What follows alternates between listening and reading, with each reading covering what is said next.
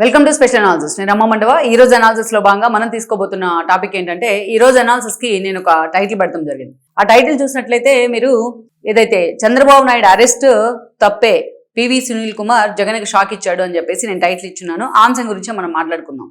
ఇక్కడ చూసినట్లయితే పివి సునీల్ కుమార్ జగన్మోహన్ రెడ్డి హయాంలో అత్యున్నత పదవులు, కీలక పదవులు కూడా అనిపించారు. వాటన్నిటిలోకి వెళ్ళి హైయెస్ట్ ఏంటంటే ఆయన స్టేట్ కి సిఐడి చీఫ్ గా పనిచేయడం. అయితే అలాంటి పివి సునీల్ కుమార్ తాను ఏదైతే జగన్మోహన్ రెడ్డి అధికారంలో ఉన్నప్పుడు అనేక కీలక పదవుల్లో ఉన్నా అప్పటి నుంచి జగన్మోహన్ రెడ్డికి ఎన్ని విషయాల్లో ఫేవర్ గా ఉంటూ వచ్చారు, ఎంత సోబర్ గా ఉంటూ వచ్చారు, జగన్మోహన్ రెడ్డి అతని దగ్గరుండి ఎలా ప్యాంపర్ చేశారు, ఇతను కానీ విజయ్ కుమార్ లాంటి వాళ్ళని కానీ ఎలా ప్యాంపర్ చేశారు అనేది ప్రతి ఒక్కరికి తెలుసు. ప్రత్యేకంగా మనం దాని గురించి డిస్కస్ చేయాల్సిన అవసరం లేదు. అయితే అలాంటి కూటమి ప్రభుత్వం వచ్చిన తర్వాత బట్ అతన్ని పూర్తి స్థాయిలో పక్కన పెట్టే ప్రయత్నం జరిగింది. ఎందుకు పక్కన పెట్టే ప్రయత్నం జరిగింది అంటే, మెయిన్గా ఆయన రఘురామకృష్ణరాజుకు సంబంధించి కస్టోడియల్ టార్చర్ విషయంలో ఆ రోజు రఘురామకృష్ణరాజుని జగన్మోహన్ రెడ్డి మీద పూర్తి స్థాయిలో ఆయన తిరుగుబాటు చేసిన క్రమంలో ఒక ఎంపీ అని కూడా చూడకుండా ఆయన్ని అరెస్ట్ చేయడం కానీ సిఐడి అధికారులు ఆయన తీసుకెళ్లి కస్టోడియల్ టార్చర్ గురి చేశారనేది అప్పట్లో ఆర్మీ హాస్పిటల్లో అడ్మిట్ అవ్వడం, కోర్టు కూడా రఘురామ్ వైపు నిలబడటం, ఇవన్నీ మనం చూసాం. అయితే ఈ విషయంలో పివి సునీల్ కుమార్కి సంబంధించి రఘురామ కేసు కూడా ఉంది. అయితే దానికంటే ముందుగానే తన సస్పెన్షన్కి సంబంధించి పివి సునీల్ కుమార్ మీడియాతో మాట్లాడారని, ఏదైతే ప్రోటోకాల్ రూల్స్ని ఉల్లంఘించారని దాని మీద ఆయన కేసు ఉంది. రఘురామకృష్ణరావుకి సంబంధించింది మరో కేసు. సో ఈ విషయంలోనే ఆయనకు సంబంధించి ఎన్నో విమర్శలు, అదేవిధంగా ప్రతి విమర్శలు వస్తూ ఉన్నాయి. అయితే పర్టికులర్గా ఈ అంశం మీద ఇటీవల కాలంలో పివి సునీల్ కుమార్ చాలా సార్లు మాట్లాడుతూ వచ్చారు. అంతేకాదు ఎస్పెషల్లీ రఘురామ విషయంలో మాత్రం నువ్వా నేనా అన్నట్టుగా ఆయనతో ఢీకొట్టే ప్రయత్నం చేశారు. మొన్నటికి మనం చూస్తే తన కస్టోడియల్ టార్చర్ విషయంలో రఘురామ్ మీద విమర్శలు చేయడం దగ్గర నుంచి ఈ రోజు చూస్తే ఆకువీడు రామాలయం విషయంలో రఘురామ ఇనిషియేషన్ కూడా ఆయన తప్పు పడతా ఉన్నారు. రఘురామ ఎప్పుడు ప్రెస్ మీట్ పెట్టినా, ఎప్పుడు మీడియా ముందుకు వచ్చినా ప్రతిసారి పివి సునీల్ కుమార్ని ఆయన టార్గెట్ చేస్తానే వచ్చారు. సో మొత్తానికైతే మాత్రం ఆల్రెడీ ఈ రోజు ఆయన రిటైర్మెంట్ టైం కూడా అయిపోయింది. ఇలాంటి పరిస్థితుల్లో పివి సునీల్ కుమార్ ప్రతిరోజు ఏదో కాంట్రవర్సీలో వార్తల్లో ఉంటూ జగన్మోహన్ రెడ్డి కోసం తాను తప్పకుండా ఎప్పటికైనా జగన్మోహన్ రెడ్డి కోసం నిలబడే ఉంటారనేది ఎప్పటికప్పుడు ప్రూవ్ చేస్తూ ఉన్నారు. మనం చూస్తున్నాం ఈ ఇటీవల కాలంలో ఆయన ఎక్కడికి వెళ్ళినా కాపులు దళితులు కాంబినేషన్లో పూర్తి స్థాయిలో మనం రాజ్యాధికారం తెచ్చుకోవాలి అని మాట్లాడుతూ ఉన్నారు. సో అంటే జగన్మోహన్ రెడ్డి కోసం అండర్ కరెంట్గా పివి సునీల్ కుమార్ పనిచేస్తున్నారు అనేది అందరూ చెప్తున్న మాట. ఎందుకంటే అంత వైబిలిటీగానే మాట్లాడతారు జగన్మోహన్ రెడ్డి కోసం. ఆయన జగన్మోహన్ రెడ్డి కోసం తాను ఎంత దూరమైనా వెళ్తాను, ఎంత కృతజ్ఞతగా అయినా పనిచేస్తాననే విషయాన్ని ఎక్కడా పివి సునీల్ కుమార్ ఇప్పటిదాకా దాచుకోవడానికి కూడా ప్రయత్నించలేదు. జగన్మోహన్ రెడ్డి మీద ఉన్న స్వామి భక్తిని ఎప్పటికప్పుడు ఆయన బయటికి మాట్లాడుతూనే ఉంటారు. ఏ విషయంలోనైనా సరే జగన్మోహన్ రెడ్డి పరిపాలన దగ్గర నుంచి ఏ అంశానికి సంబంధించిందైనా సరే ఇప్పటిదాకా జగన్మోహన్ రెడ్డిని పివి సునీల్ కుమార్ ఆకాశానికి ఎత్తేసిన సందర్భాలు ఉన్నాయి. అందుకే ఈరోజు వైఎస్ఆర్సీపీ కూడా పివి సునీల్ కుమార్ని ఆకాశానికి ఎత్తేసే ప్రయత్నం చేస్తూ ఉంది. మాటకు ముందు ఏ ఇష్యూ వచ్చినా పివి సునీల్ కుమార్కి వైఎస్ఆర్సీపీ ఈ రోజు అండగా నిలబడతా ఉంది. అలాంటి పివి సునీల్ కుమార్ ఈ రోజు ఒక బాంబ్ బ్లాస్ట్ చేసే ప్రయత్నం చేశారు. ఏం మాట్లాడారంటే, చంద్రబాబు నాయుడు అరెస్ట్ని నేను ఆ రోజు తప్పు పట్టాను, చంద్రబాబు నాయుడు అరెస్ట్ వద్దని చెప్పాను అని చెప్పి ఒక బాంబ్ బ్లాస్ట్ చేశారు.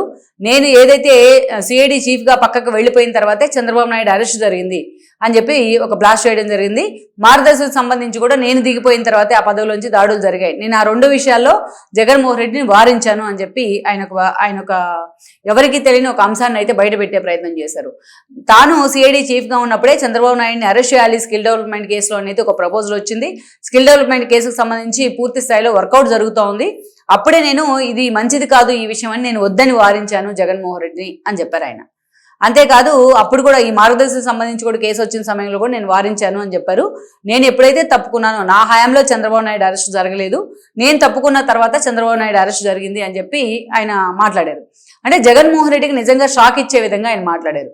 మరి పివి సునీల్ కుమార్ నిజంగా చంద్రబాబు నాయుడు అరెస్ట్ని వద్దంటే ఆ రోజు ఎందుకు చెప్పలేదు అంటే ఆయన పోస్ట్లో ఉన్నారు కాబట్టి ఆ రోజు చెప్పాల్సిన అవసరం లేదో అనుకున్నారో ఏమో. మరి ఆ తర్వాత అయినా ఆల్మోస్ట్ కూటమి ప్రభుత్వం వచ్చి 2 సంవత్సరాలు కావస్తూ ఉంది. ఈరోజు అనేక సందర్భాల్లో ఆయన టార్గెట్ అవుతూ వచ్చారు చాలా అంశాల్లో. మరి అప్పటి నుంచి 2 సంవత్సరాల నుంచి ఈయన గుర్తు రాలేదా చంద్రబాబు నాయుడు అరెస్ట్కు తాను అడ్డుపడ్డాను అనే విషయం?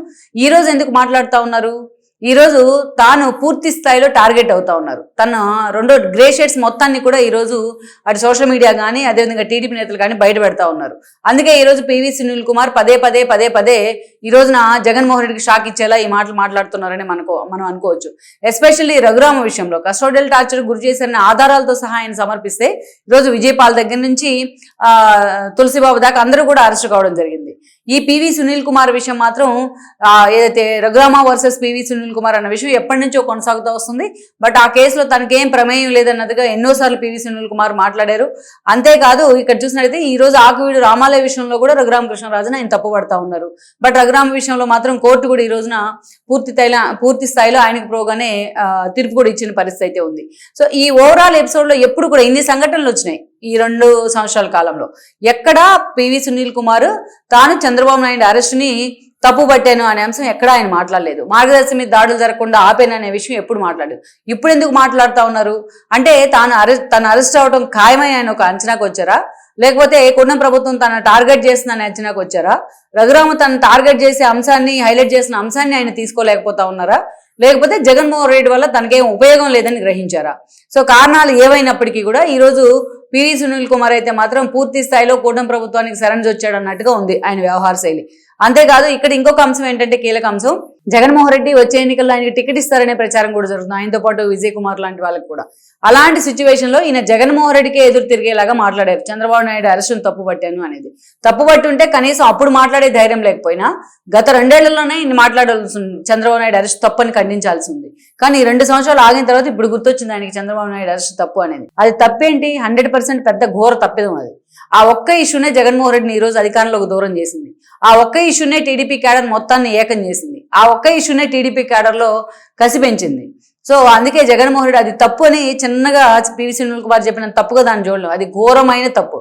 చంద్రబాబు నాయుడిని టచ్ చేయడం, అరెస్ట్ రూపంలో ఆయన హెరాస్ చేయడం, అదంతా కూడా జగన్మోహన్ రెడ్డి జీవితకాలం సరిదిద్దుకోలేని తప్పు. అందుకే రాష్ట్ర రాజకీయాల మార్పులకు కూడా ఆ తప్పే కారణమైంది. పివి సునీల్ కుమార్ ఈ రోజు చెప్పేది ఏంటి? ప్రపంచం మొత్తం ఆ రోజే చెప్పింది. అందుకే చంద్రబాబు నాయుడు కోసం అంతమంది రోడ్డెక్కే ప్రయత్నం చేశారు ఆ రోజున. ఇంక్లూడింగ్ వైఎస్ఆర్సీపీలో సీనియర్ నేతలు కూడా చంద్రబాబు నాయుడు అరెస్ట్ విషయంలో సైలెంట్ గా ఉండిపోయారు జగన్మోహన్ రెడ్డికి ఎదురు తిరగలేక. సో ఈ రోజు మొత్తానికైతే మాత్రం పివి సునీల్ కుమార్ వాయిస్ మారింది. ఆయన ఏదైతే చంద్రబాబు నాయుడు అరెస్ట్ తప్పని చెప్పి ఈ రోజు బయటకు వచ్చి మాట్లాడతాం. మరి వైఎస్ఆర్సీపీకి ఇది ఒక డైజెస్ట్ అవుతుందా లేదా, ఎలా డైజెస్ట్ అవుతుందా అనేది కూడా మనం చూడాలి మొత్తానికి.